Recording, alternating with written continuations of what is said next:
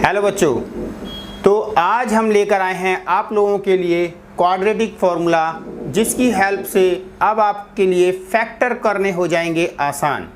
ठीक है, बहुत दिक्कत आती है बच्चों को, फैक्टर वो कर लेते हैं, एलसीएम लेकर उनके फैक्टर निकाल लेते हैं, लेकिन उन्हें स्प्लिट करना नहीं आता कि किस तरीके से मिडिल टर्म को फाइंड आउट किया जाए। आज इजी वे है, 10th क्लास का ये टॉपिक है। हम स्पेशली 10th नहीं बल्कि 9th, 8th, 7th सभी लोग जो इस दिक्कत को फेस करते हैं कि उन्हें फैक्टर करने नहीं आ पा रहे हैं, वो इस फॉर्मूले से उनके फैक्टर कर सकते हैं। ठीक है, लेकिन मेनली ये क्लास 10th के लिए है।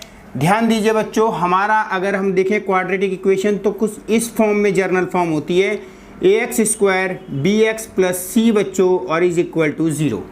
ठीक है, जो x² के साथ आपको कांस्टेंट वैल्यू दिख रही है, कोफिशिएंट है, वो हमारा 2 है, इसे a इज इक्वल टू 2 बोलेंगे। b की वैल्यू बच्चों होती है -3 एंड c होता है आपका 5। तो x² के साथ जो वैल्यू है वो a है। ठीक है, यानी कि x² का कोफिशिएंट वो a है, x का कोफिशिएंट वो b है और कांस्टेंट वैल्यू हमारी c हमें पता चल चुकी है। क्वाड्रेटिक इक्वेशन में पहले आपको पहचान करनी आनी चाहिए a क्या है, b क्या है और c क्या है।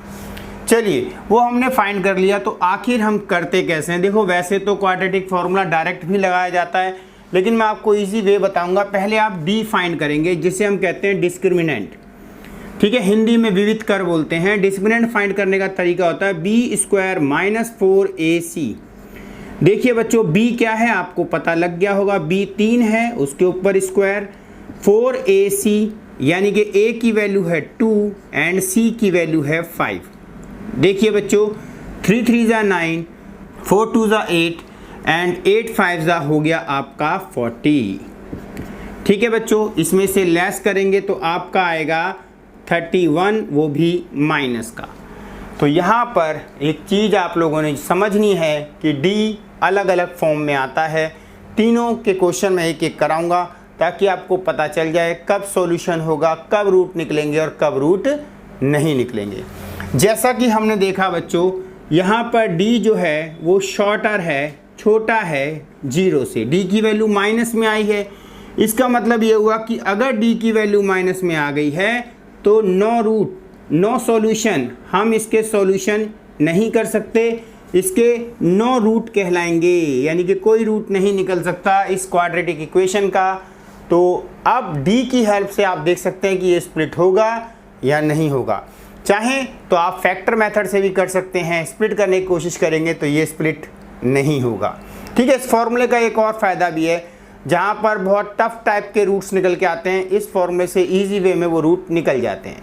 तो चलिए बच्चों, लिख दिया गया है आपके लिए सेकंड क्वेश्चन। इसमें भी हमें पता होना चाहिए a क्या है बच्चों 3, b क्या है हमारे पास -4√3, c क्या है 4 बच्चों।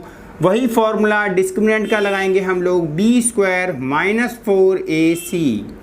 b की वैल्यू आपको पता है 4√3 और साथ में 4a की वैल्यू 3 बच्चों, c की वैल्यू 4। ठीक है, 4 का पहले साइन की पहले हमेशा मल्टीप्लाई होती है, स्क्वायर करेंगे तो स्क्वायर सिर्फ साइन का होगा, माइनस माइनस प्लस, 4 4 = 16, रूट से बाहर वाली वैल्यू का स्क्वायर। अब रूट का सेम रूट का स्क्वायर करने पर रूट कैंसिल, या आप कह सकते हैं 9 आएगा, 9 को रूट से बाहर करोगे तो 3 आएगा। सिंपल रूल, सिंपल ट्रिक, अगर सेम रूट का मल्टीप्लाई सेम रूट से की जाती है तो रूट कैंसिल हो जाता है।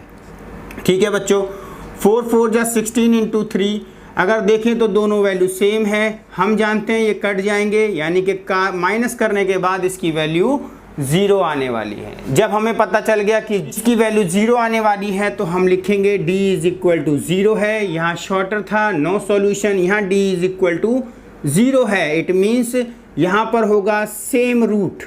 याद रखना, सेम रूट, सेम जीरोस हम कह सकते हैं, यानी कि अगर d = 0 होता है तो सेम रूट होता है और ये होते हैं नो सॉल्यूशन। ठीक है, सेम रूट का मतलब है आंसर हमेशा क्वाड्रेटिक इक्वेशन के 2 आएंगे। 2 रूट होते हैं लेकिन दोनों के दोनों सेम आएंगे, वहाँ पर आप ये फॉर्मूला यूज करेंगे, x = -b/2a। याद रखना, यही फॉर्मूला लगाना है बस आपको। फॉर्मूले के अंदर से निकल के आता है, स्कूल में सिखाया जाएगा कि नहीं पूरा फॉर्मूला पुट करो, कोई ज़रूरत नहीं है, आप डायरेक्ट यहाँ पर इसे पुट कर सकते हैं। b की वैल्यू बच्चों आपकी कितनी है, b की वैल्यू है माइनस में, ये भी माइनस में तो प्लस हो जाएगा।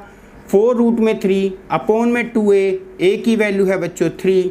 इसे अगर मैं कट करता हूँ तो आता है 2 रूट में 3 और अपॉन में 3, यानी कि दोनों आंसर हमारे सेम रहने हैं। तो ये आ चुके हैं हमारे आंसर। इस तरीके से हमने फर्स्ट और सेकंड क्वेश्चन सीख लिया। एक में d छोटा था किससे बच्चों, 0 से, और एक में d इक्वल था 0 के। 2 टाइप के क्वेश्चन आपने सीख लिए हैं। लास्ट बचा है वो भी आपको सिखाता हूँ। तीसरा क्वेश्चन आप लोगों के सामने है। अभी तक हमने एक इक्वेशन में ये सीखा कि अगर d छोटा आ जाए 0 से, लेस हो 0 से, तो होता है क्या, नॉन रियल रूट। वहाँ पर डू नॉट एग्जिट होंगे रूट्स, और दूसरे वाले में देखा हमने कि इक्वल रूट थे। और तीसरा आप सीखने जा रहे हैं बच्चों, यहाँ पर ये है हमारे पास a 2 है, b -6 है, c आपका 3 है।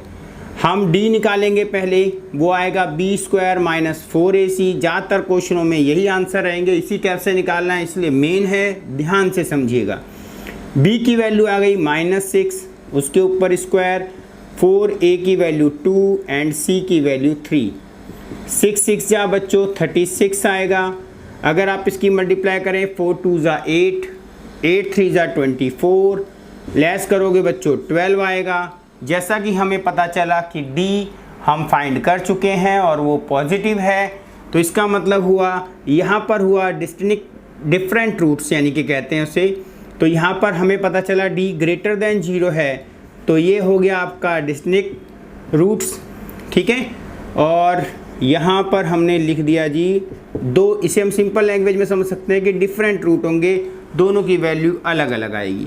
तो आगे क्या करना है, आगे एक फॉर्मूला पुट करना है, जैसा हमने पहले इक्वल रूट में सीखा था।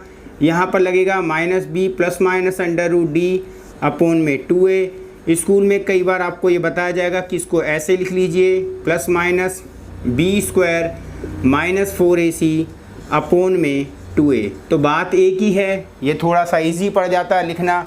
d आपको पता चल गया, तो d ही तो b² - 4ac होता है।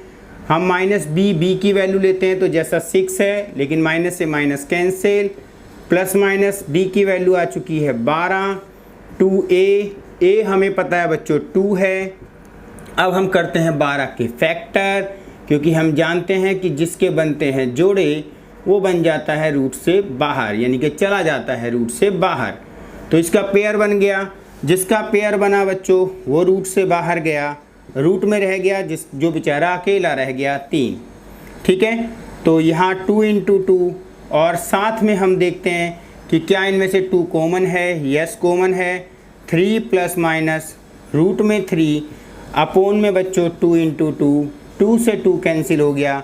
आप इसको डिफरेंट रूट इसलिए बोलते हैं, यानी कि डिस्टिंक्ट रूट इसलिए बोला जाता है क्योंकि हम जानते हैं कि ये 2 अलग अलग पार्ट हैं, एक बार प्लस में लिखा जाएगा और एक बार माइनस में। तो चलिए, इस तरीके से बच्चों हमने 2 आंसर निकाल दिए, और दोनों अलग अलग हैं क्योंकि एक प्लस में है और एक माइनस में। आज की वीडियो में बस इतना ही था, लेकिन आप सभी का थैंक्स बच्चों, आपकी वजह से मेरा चैनल मोनेटाइज हुआ और आप लोगों का प्यार ऐसे मुझे मिलता रहे। मैं आपके लिए अच्छी वीडियो लेकर आता रहूँगा। साथ में बच्चों सैटरडे और संडे हर बार मैं ऑनलाइन क्लास लेता हूँ, ठीक है, शाम को 7 बजे सैटरडे को और सुबह मॉर्निंग में 9 बजे संडे को। अगर आप भी ज्वाइन करना चाहते हैं तो ज्वाइन कीजिए। कुछ एक्स्ट्रा क्वेश्चंस को कराया जाता है जिसे आप देखकर 10th में अच्छा रिजल्ट ला सकते हैं, ठीक है। तो ओके, मिलते हैं आपके साथ नेक्स्ट वीडियो में।